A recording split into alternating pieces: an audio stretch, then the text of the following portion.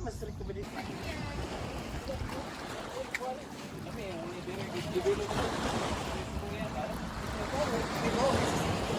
Ellen na.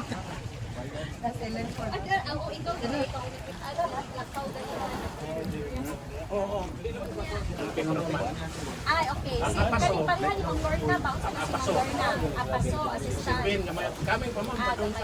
Kay every family, kay different Apaso man ito. Okay. Susunod nung gahasa mo ito iriha. Chocolate Hills. Lubok ko siya, chocolate hills. Dua, iya. Dua, iya. Pero ang lubok ko siya, initial component pa, di pa? Initial component pa. Initial pala Ang sila. puti na gusto. Ako, di pa nakikitigang sa puso.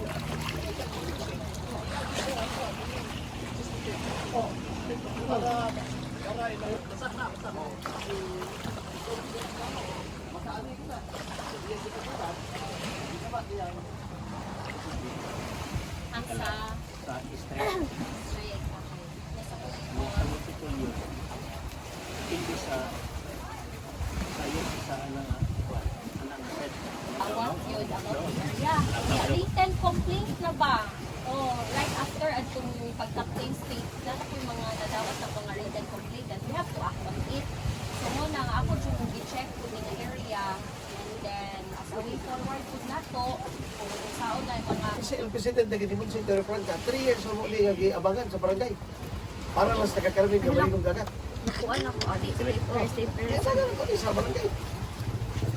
Ang kapitan mo sa paling yung kapitan. Ay, Kasi ano pala ito? Tanawa. last term po kagawa. Naayon na po sila.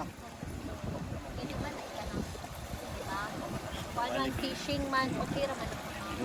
Oh, kana lang. We did an on-site investigation, and then after that we had a committee meeting because initially we really found out, and it is our observation, that there are some inconsistencies and irregularities in the implementation of the environmental laws and also municipal ordinances. We are still in the process of investigating, and then tomorrow we will continue with the deliberation. Picture ka gani anay. Pag-arsa sabay. Kapong Kaya lang sa... Ako, hindi ka dito sa dito. Bati ka dito sa dito.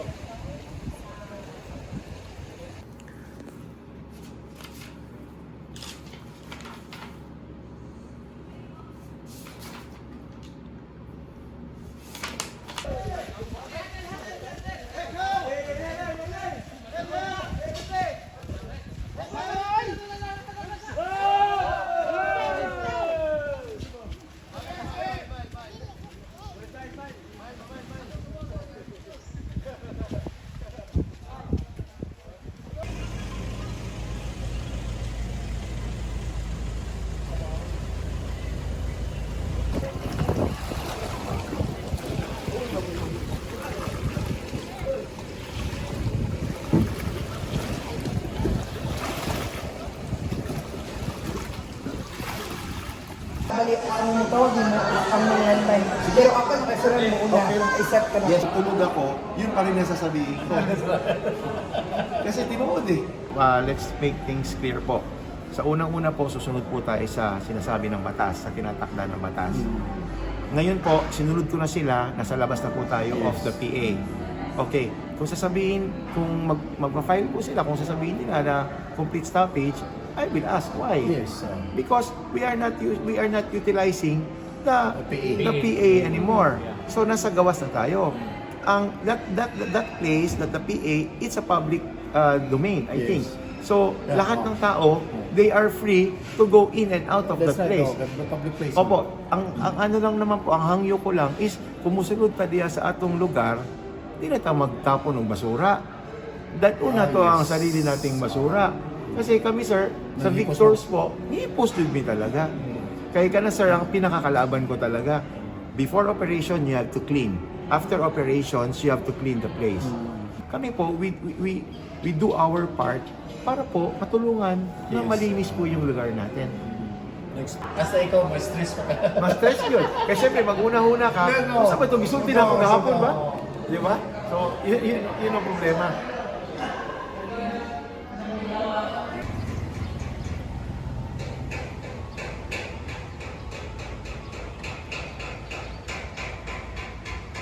Pero daghan pa to problem.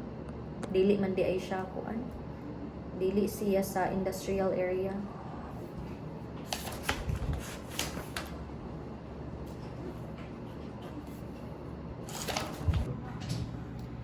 We already crafted an ordinance and actually it is already in the deliberation stage.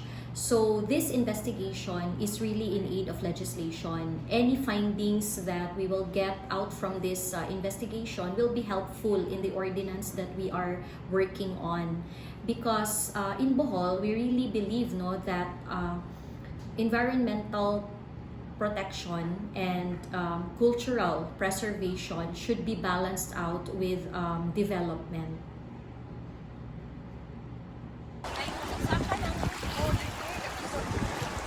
Asa mas board member?